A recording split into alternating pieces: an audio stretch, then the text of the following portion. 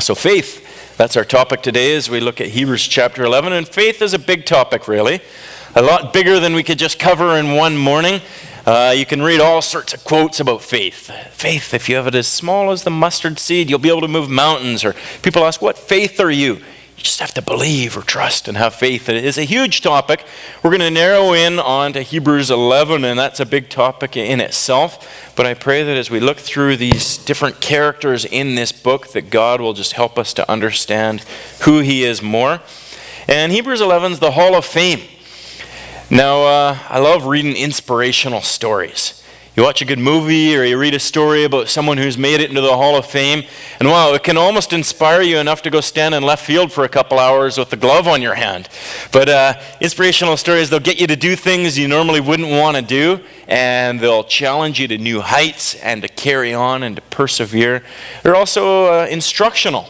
Because you look at all the different guys in the Hall of Fame and you're like, what is it about these guys that made them excel and succeed to be able to be honored in that way? And so as we look at Hebrews chapter 11, it's the Hall of Fame, and the common denominator between all of these guys is faith. And we're going to see, I pray that we'll be inspired and we'll be instructed in our own faith this morning. Let's read the first 6 verses together. We'll kind of take it section by section.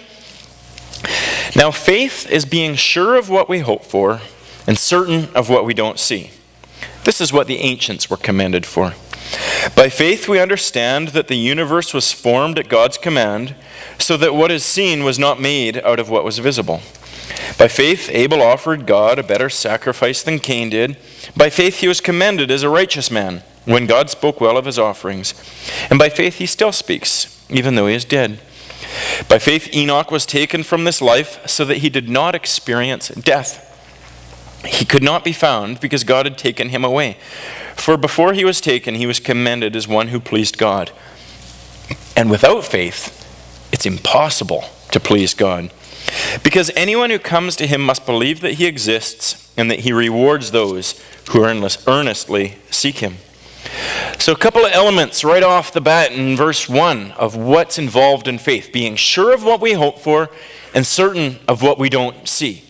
Now when it says being sure of what we hope for, that's different than, I sure hope I win the lottery. Just kind of a random gamble. What we hope for, that's what we're depending upon. We have to have it. That's what we are depending upon. And when we're sure of it, it's that firm foundation. And certain of what we do not see, that's right away illustrated in his first example where he says, by faith we understand the universe was formed at God's command, so that what is seen was not made out of what was visible. So by faith we understand that God exists, that God was all-powerful, almighty, that he existed, and he took nothing and he spoke and it became something. We don't see that, we don't understand that, but by faith we can say, well, if God is God, I can buy that he could create. He could just speak and boom, there's the planets and the stars and the galaxies and all the little molecules. And so it's by faith that we're certain of the unseen. There's a couple of characters right off the bat, and throughout Hebrews 11 in this Hall of Fame of faith, there's all sorts of characters. Now, I don't watch a lot of sports, and so I don't know who all the different characters are. And so I was Googling around to try and find some great Hall of Fame kind of story for us. And I'm looking at all these guys, and it's just names. They don't mean anything to me because I don't know their characters, and I don't know where they've come from and what they're doing. And I could have gone and done the research and actually read the articles about them, but I didn't recognize their names, so I just kind of skipped it over. And as we go through this chapter, there's going to be a lot of names. And some of them we might be familiar with, and we might be like, oh, I know that story. This is what happened there. And others might just be like, whew. And so for those guys, I encourage you to go home, Google them, figure out what part of the Bible they're in, and read up on them. Get to know some of these guys and figure out who they are. The first 2 characters are Abel and Enoch. And both of them pleased God, and both of them lived by faith. Now, one of them, Enoch, we don't know an awful lot about him. Just a few verses in the Old Testament that tell us Enoch walked with God, and he pleased God, and then God took him and spared him from death. So by faith, he was spared from death. He pleased God. And then we have Abel. He offered God an offering, and God was pleased with that sacrifice, and so God accepted Abel. His brother Cain, on the other hand, looked on at Abel and says, I'm jealous of that guy. How come God accepts him and he doesn't accept me? So what do you do when you're jealous of someone? Take out the competition. So he goes and he kills his brother. Not the best choice, because he was wanting to be accepted by God, and of course that's not the route to do it. But Abel, he lived by faith, he pleased God, and the result? He was killed. So two different characters, both living by faith, both pleasing God. One of them was spared and brought to life, and the other was killed. The goal of faith isn't just success and victory, just so we can achieve things right now and say, yes, I've done it, I'm an overcomer and I'm a victor. The goal of faith is pleasing God. And that's what it tells us in verse 6. Without faith, it's impossible to please God. And why is it that faith pleases God? Like, why not something else? Why isn't he pleased with the proud? Like someone who's like, I'm a self-made man, I can accomplish things, I don't need your help, I don't need a crutch, I can just take who I am and I can make myself in something. Like, why doesn't that please God? The Bible says God opposes the proud, but the faith, he's pleased with them.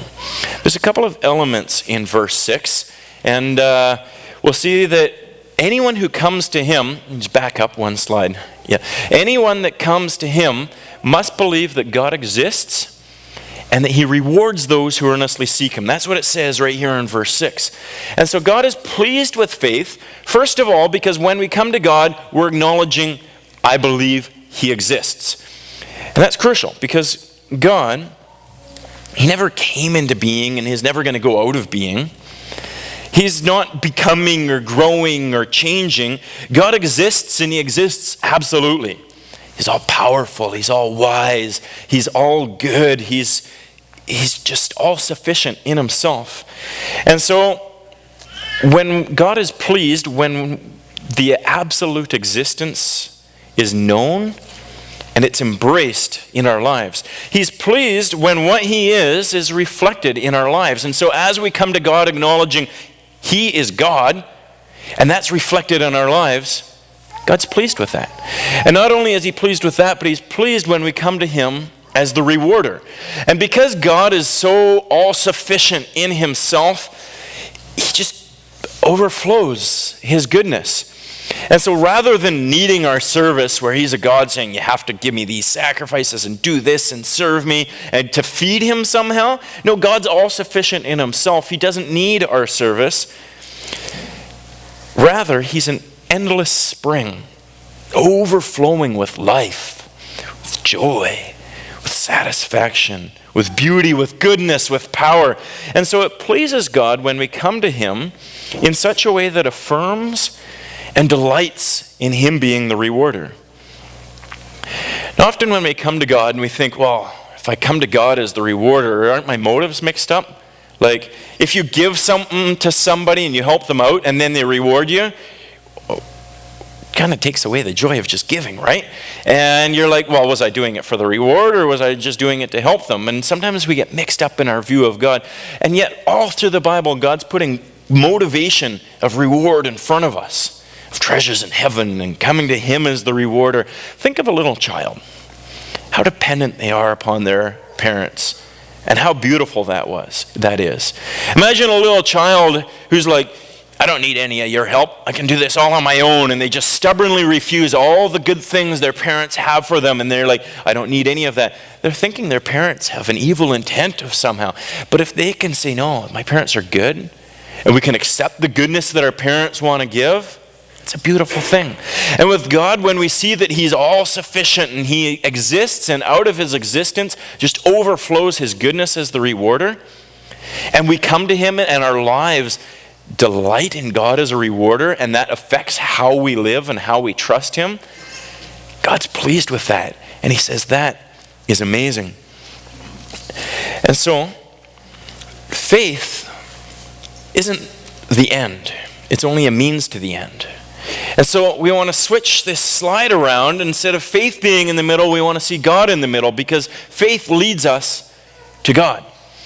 And God is the end. Faith is only a means to the end. And as we have faith, believing that God exists, believing that God rewards, that's who he is and what he does, God is pleased with that. And so, there's a number of examples of how this takes place, because God, he just loves to pour himself out in us, and he loves to transform our lives. And faith isn't just an intellectual assent, it actually affects our whole life of who we are and how we function. And so, there's a number of examples of this happening. And this verse 6, it really corresponds to verse 1. And so in verse 1, it tells us that God exists and God rewards. And that shows us kind of like how in God exists, we're certain of things unseen. And God rewards, we're sure of what we hope for. And so coming up, we're going to see some examples. And these examples are all moving between Noah and Abraham, moving towards their delight in God by desiring him, and they're seeking after God because they desire him. So let's read Noah, verse 7. Noah, when warned about things not yet seen, in holy fear built an ark to save his family. By his faith he condemned the world and became heir of the righteousness that comes by faith. So Noah was warned about things not seen. God said, Noah, the state of this earth, with everyone having their thoughts on wickedness all the time, I'm sending a flood to destroy the world. So build an ark. Noah was warned about things not seen. There's no certainty there. But through faith, he was certain of what was unseen. By faith, he was certain that God exists, and because he exists, he's going to do what he says he's going to do. And so he did exactly as God commanded.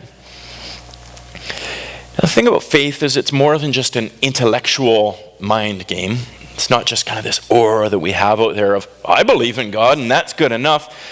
Faith changes our lives and how we live. Imagine Noah, if God said, Noah, I'm going to destroy this world, build this ark, and Noah's like, oh, wow. Hey, guess what, everyone? God just told me that he's angry with this world. We've got to change our ways. We've got to stop sinning. In fact, God's even going to send this flood. But an ark, really? It's going to take decades to build. So he strings together a little raft. What's going to happen? The raft's not going to cut it when the floods come. Did Noah believe God in that hypothetical example? Not at all. He acknowledged that God exists. He acknowledged that what God has said is going to happen. He's even like, I better do something about it. I better make this raft. But what good is a raft when the floods are coming? Faith leads him to obey and to build the ark. The same with Abraham in verse 8. By faith, Abraham, when called to go to a place he'd later receive as an inheritance, obeyed and went, even though he did not know where he was going. Abraham, he was living in his country with his family and his ancestors, and God said, leave all of that behind, go to this place that I'll show you. I'll give it all to you as an inheritance. Abraham was called to go into the unknown. There was no certainty at all for him there, but through faith, he was certain of the unseen. He knew that God existed, and because God existed, he'd reward. God says, I'll give all of that to you as an inheritance. So he says, if God's the rewarder, I'll leave all that behind. He obeyed, and he went. Now, let's just say Abraham, God spoke to him and says, I'm going to give all that to you as an inheritance. Go. Live there. And then he walked around his own country and he didn't leave because it's pretty comfortable in his own country, you know. And he's got his house and all his family and his relatives and everything else. And he keeps telling them, God's going to give me this inheritance out there somewhere. I don't know where. And he didn't leave. That's not faith, is it? Yeah, it's saying I believe in God. Even in his heart, he's like, I affirm that God is there. But faith means he obeyed and he went. He followed the way, the path that God gave him. Then it carries on, and in verse 9 it says, by faith he made his home in the promised land, like a stranger in a foreign country. He lived in tents, as did Isaac and Jacob, who were heirs with him of the same promise. For he was looking forward to the city with foundations, whose architect and builder is God. So there's Abraham, promised this massive inheritance, and he's living as a stranger in a foreign land in tents. How does that work? He was so certain that God exists and God rewards that he says, I can put up with living in a tent because I know that one day God's going to fulfill his promise. And he was looking ahead to something beyond. He's like, God's going to build me a city because he's the one.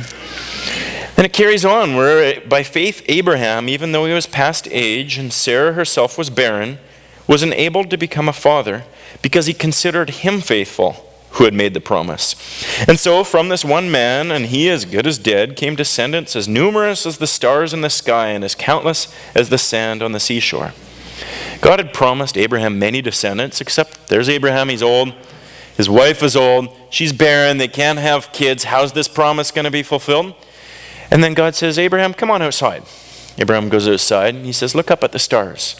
Try and count them. 1, 2, 3, 4, 5. And he starts getting mixed up already because there's too many. I can't even count this lights in here. But you get confused. And God's like, Abraham, just like you can't count the stars, they're too numerous to count, I'm going to give you that many descendants. And Abraham believed God. He considered him faithful.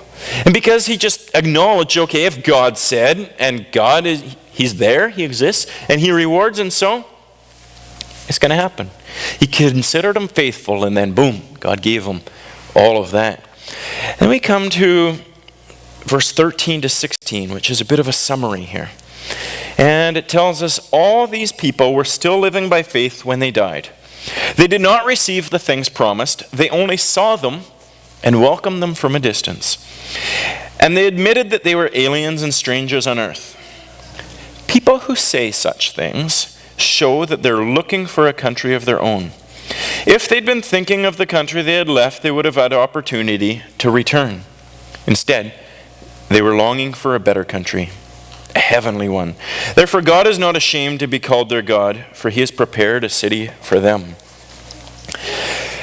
It says all of these people were still living by faith when they died.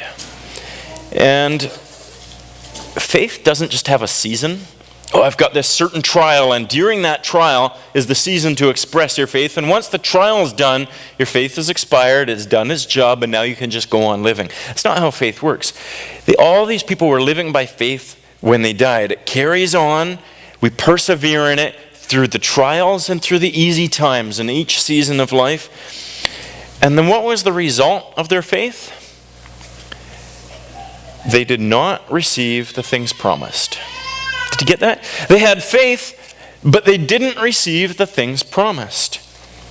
They saw them and they welcomed them from a distance. They were looking forward. They were looking past this life to beyond. It's a little bit different than how we often view life, isn't it? We're like, come on, God. I prayed to you this morning and you still haven't answered me. What's going on? Are you there? Am I talking to a brick wall? Like, what's happening? We assume, well, I trusted God in that moment when I prayed. But faith means we continue trusting. We don't see, we continue persevering. We don't receive, we continue looking forward. And these guys continue to look forward. And you can see how key it is that this was an encouragement to the Hebrew Christians that this book was written to. They were tempted to just push off Jesus and all that he was for them and just go back to their old life. And here's guys that carried on right to the end, always persevering, and yet they didn't receive it. They were looking forward to a heavenly country. That's key because God is ultimate. He's at the center of our faith. And so he's the rewarder. What's the best reward that God can give you? To fulfill his promises? That's the reward he gives. But the best reward the rewarder can give is his very self. And so God promises for them to be with him forever. And God as rewarder is always going to be faithful. He will never let us down. We have to remember this world isn't our home. This isn't where we belong. We also are strangers and foreigners here. We've been adopted into God's family. We're part of God's kingdom. And so we're strangers. How do strangers live? Verse 13 and 14, it says, they admitted they were aliens and strangers on earth. People who say such things show they're looking for a country on their own. They're looking for another country. They're searching after it. They're seeking it. And then in verse 16, they were longing for a better country. a heavenly one. They're longing for it. They were craving it. They desired it. And so they had these desires, and that desire caused them to seek after it. And that's a key element of faith, where faith is displaying that God exists. He is there. He is ultimate. He is absolute. And because he's absolute, our lives need to reflect that by trusting in him and that he's the rewarder.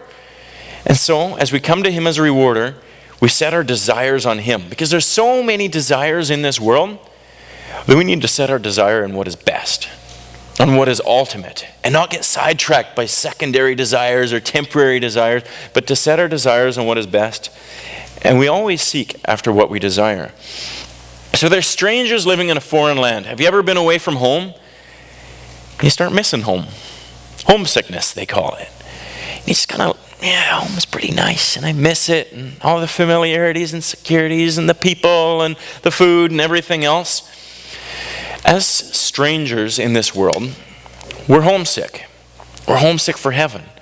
And just like in Romans chapter 8, it tells us all of creation groans, waiting for the restoration of all things, because this world isn't as it should be. This world's broken and fallen apart from sin, and it's wanting to get restored. So in our very lives, all our different cravings, there's because we're homesick. And so we don't want to just satisfy them with temporary means. What's the craving we most often have? The grumbling stomach, right? You're getting hungry. You're like, oh, I'm really hungry and I'm craving some food right now. And as we have those cravings, it reminds us, oh, I need something to fill me up. I need something to satisfy me. But when we choose to fast, when we choose to go without food for a certain period of time, we're fast because we're seeking after God and after his kingdom, after what's best. Our stomach keeps reminding us, you're hungry, you're craving something.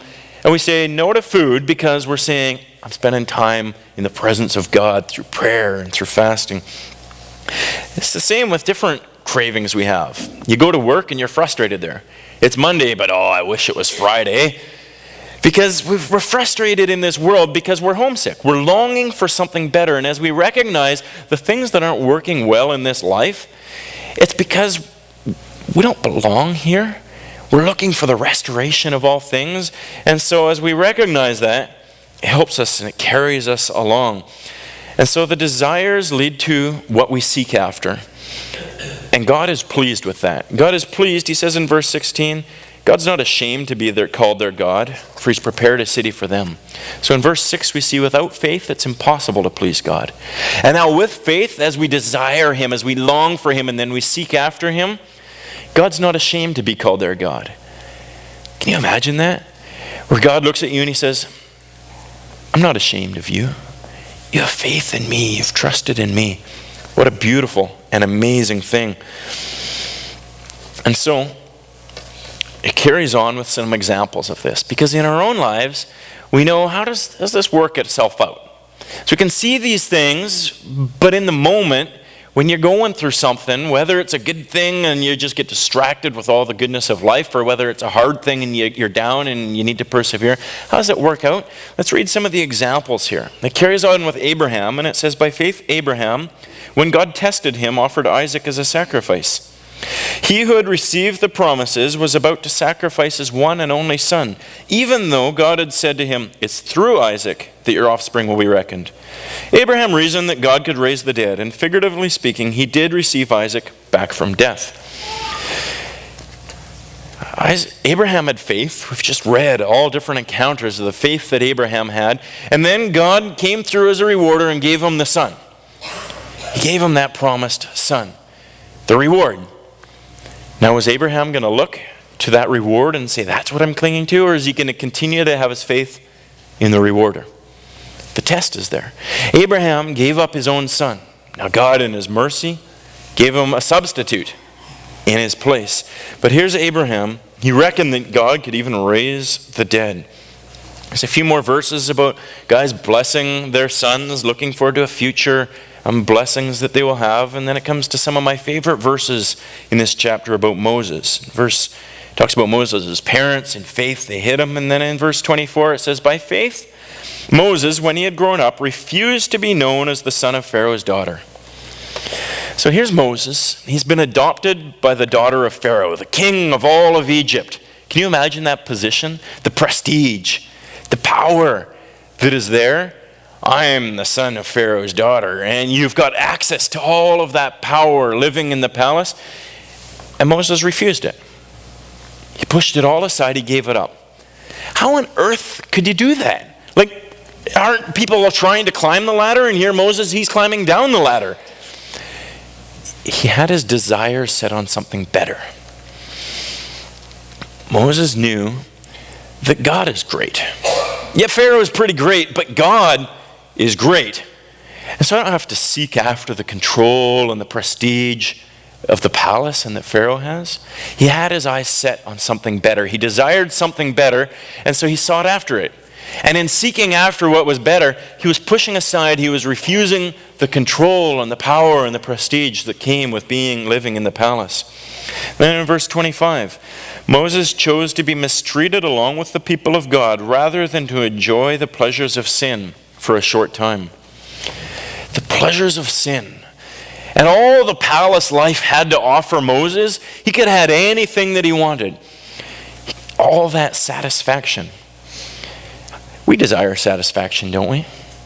That's like the Canadian dream. As long as you're happy, right? It doesn't matter what you're doing, as long as you're happy. We desire satisfaction. And sin brings about pleasure. Sin brings about a lot of pleasure. It says for a short time, because in the end, sin always leads to enslavement and death. But in the short time, it brings about a lot of pleasure and satisfaction. And Moses says, no thank you to all of that satisfaction the pleasures of sin can bring. And in place of that, he says, I'll trade it to be mistreated along with God's people. Wow. How on earth can you say pleasure or mistreatment? I'll choose the mistreatment. It's because he desired what was better. He had a clear view in his mind that God exists and God rewards, and I desire what's best. Pleasures of sin, yeah, that's good, but it's not best, and so I'm going to push that aside. I'll even walk into mistreatment along with God's people because God is best. And if I want to be satisfied, where's my satisfaction going to be found? I believe that God is good and that he satisfies, so I don't have to look for satisfaction anywhere else. Verse 26. Moses regarded disgrace for the sake of Christ as of greater value than the treasures of Egypt because he was looking ahead to his reward. All the treasures of Egypt, and he took disgrace instead. The same trade-up. Here he could have had all the security of the treasure. Treasure brings about that certain, I can do anything I want. I'm safe, I'm secure in all of this. And yet he chose disgrace. And in his disgrace, he didn't have to try and prove himself because God's gracious. So I don't have to prove myself because God's the one proving me on his behalf through Jesus. And he carries on and it says, by faith he left Egypt, not fearing the king's anger. He persevered because he saw him who was invisible. He didn't fear the king. Rather than looking for the acceptance of the king, he says, I'm not going to fear that. I'm going to go my way and follow God because God is more glorious than the king. So why fear the king? My acceptance is going to be found in the one who's most glorious. Do you see how our desires, as they're set towards what is ultimate, carry us through, even into some difficult times of saying, I'll choose the hard path because my desire is on something even better. And in chapter 12, we read how Jesus, who for the joy set before him endured the cross because his desire was what was on best. So he went through the cross with joy because he knew that was best. And Moses, do you think he was always thinking, I love this path that I followed, the mistreatment, the disgrace, the hardships, all of that? It's not like he felt like it, but he desired what was best. And as he desired what was best, he says, I'm seeking after that, even if it means going through these hard times, even if it means being rejected by the world around me. The Hall of Fame continues. And in it, we see some pretty triumphant victories. By faith, Moses kept the Passover and the sprinkling of blood so the destroyer of the firstborn would not touch the firstborn of Israel. By faith, the people passed through the Red Sea as on dry land. But when the Egyptians tried to do so, they were drowned. By faith, the walls of Jericho fell after the people had marched around them for 7 days. By faith, the prostitute Rahab because she welcomed the spies, was not killed with those who were disobedient. And what more shall I say? I don't have time to tell about Gideon and Barak and Samson and Jephthah and David and Samuel and the prophets, who through faith conquered kingdoms, administered justice, gained what was promised, shut the mouths of lions, quenched the fury of the flames, escaped the edge of the sword, whose weakness was turned to strength, who became powerful in battle, routed foreign armies, women received back from their dead, raised to life again. The triumphant victory of faith. And the encouragement that this would have been to the early believers to say, yes, through faith, we know that God exists and God rewards. We can see how God has demonstrated the amazing victories that came about. But just like in the beginning of the chapter where we had Abel who was killed for his faith and Enoch who was spared, his life was spared because of the same faith, it's not about the victory, it's about the direction of our faith being in God. Others were tortured and refused to be released so that they might gain a better resurrection. Some faced jeers and flogging. Still others were chained, put in prison. They were stoned. They were sawed in two. They were put to death by the sword. They went about in sheepskin and goatskin, destitute, persecuted, mistreated. The world wasn't worthy of them. They wandered in deserts and mountains and caves and holes in the ground. Faith led some to some pretty triumphant, amazing victories in faith. The same faith and the same God led others through and into some very difficult hardships, even death. Faith isn't the end in itself. Its goal is God and pleasing Him. And all of these, in verse 39 says, they were all commended for their faith. God was pleased with them. And then we see the next verse that's startling. And it makes us think beyond just who these guys are to where we're at today. It says, all of these were commended for their faith, yet none of them received what had been promised. God had planned something better for us, so that together with us, those guys would be made perfect. All of these guys were walking by faith and it pleased God, yet none of them received the promises. Wow. Now some of them, they shut the mouths of lions, they escaped from the edge of the sword, they quenched the fiery flames, but even that wasn't the fulfillment of the promise. God had planned something better than winning the battles. God had planned something better than sitting in a den with lions and not being eaten. God had planned something better than in a fiery furnace and not even smelling like smoke when you come out. What is this something better that God had promised? Because these guys didn't receive the promise of God. It says God's promise, it's for us. And then together with us, those guys in the Old Testament, they'd be made perfect. The whole book of Hebrews is pointing to the superiority of Jesus. It's elevating Him to be ultimate. And it would be easy to read this chapter 11, and it would be easy to say, well, as long as we have a generic belief in God that He exists and He rewards, so let's desire Him because He's best, that's good enough. But that's not the promise. God's got something even better. That's the foundation and the core of faith, but what's even better is the specific promise of God, namely Jesus. The whole book of Hebrews is saying there's a promise coming. All of these guys in the Old Testament, they saw Jesus and they welcomed Him from a distance, but they didn't get Him because He hadn't come yet. So we don't want to fall into the trap and just read through chapter 11 and say, let's just have a generic faith in God. And as long as we believe in God, that's good enough. Because doesn't the Bible tell us the Jews, they believe in God? And yet they've stumbled over the stumbling stone of the law. They don't have Jesus. And so that faith in God would just be like Noah stringing together his little raft. It's not adequate. They've got all the building blocks of faith, but they're not receiving the promise of God, which comes through Jesus. Or Muslims can preach the message of Hebrews 11 in the mosque and say we need to believe in God because he exists and he rewards, so let's desire him and seek after him. But that's no different than our Christian faith. Until we come to verse 39 and 40 where it says God has something even better for us. The whole book of Hebrews is saying Jesus is superior. He's superior to the angels. Jesus is better than Moses. Jesus is the better law. He is the better sacrifice. He is the better priesthood. And because Jesus is ultimate, and Pastor Don has led us through this week after week, just elevating Jesus and who he is. And all of these guys in the Old Testament, they saw Jesus. They looked forward to him, and so their faith carried them through to persevere through all of these different circumstances, but they didn't receive it because Jesus hadn't yet come. But now Jesus has come.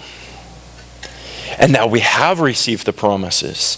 These guys, they were commended for their faith, yet none of them received what had been promised, and now here we have received what has been promised. Jesus has come. He is the better law, the better sacrifice, and he is here. And so, when Jesus in the Old Testament hadn't yet come, they had to wait. But now Jesus is here, and so our faith is in a very specific person. Through the very specific event in history where Jesus was the better sacrifice on the heavenly altar as the high priest. The Old Testament faith was faith in a future promise of God. And now our faith is in the past act of God. It's a promise fulfilled. None of them in the past had received the promise, but now we're receiving it. We have it. And then together with those guys, it says together with us, we're being made perfect. Because Jesus is the only way to be perfect. And without being perfect, we can't be with God. And so our faith is very rooted in the past. But it also has the present and a future element to it. Because in the past, Jesus came and he saved us from the penalty of sin. So now we're secure. We can draw near to God. We can come to him, and all our faith is secure because in the past, Jesus has saved us from the penalty of sin. In the present, we're being saved from the power of sin, where Jesus helps us overcome through his blood so that we can say no to ungodliness and worldly passions. And in the future, we're going to be saved from the very presence of sin. That's what we look forward to. That's what we groan for and long for. That's where our craving is when sin is dealt with and we're saved from the very presence of sin. So we've been saved from the penalty of sin. We are being saved from the power of sin. We will be saved from the presence of sin. And so through faith, we carry on and we persevere. And next Sunday, Pastor Don's going to preach on chapter 12. But it's impossible to read chapter 11 without going into the first few verses of chapter 12, because that's the whole application and conclusion of what's happening. Therefore, since we're surrounded by such a great cloud of witnesses, all those guys in the Hall of Fame, let's throw off everything that hinders and the sin that so easily entangles, and let's run with perseverance the race marked out for us. Let's fix our eyes on Jesus because he's the author of our faith. Let's fix our eyes on Jesus because he's the perfecter of our faith. And Jesus, who for the joy set before him, endured the cross, scorning its shame, and sat down at the right hand of the throne of God.